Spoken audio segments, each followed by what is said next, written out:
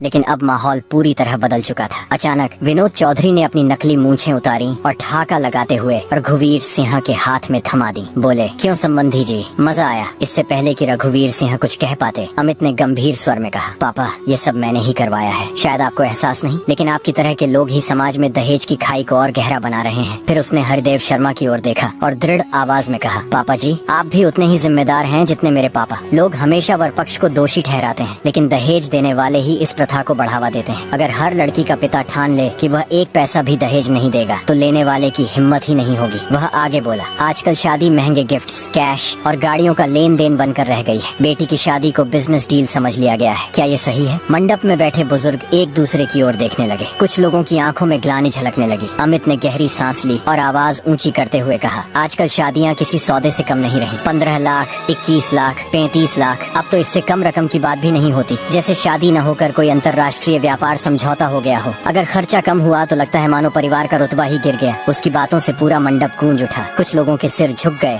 तो कुछ कानाफूसी करने लगे, लेकिन अमित रुका नहीं। उसने आगे कहा, गलती सिर्फ वर पक्ष की नहीं है, वधु पक्ष भी उतना ही दोषी है जो बिना सोचे समझे दहेज देने को तैयार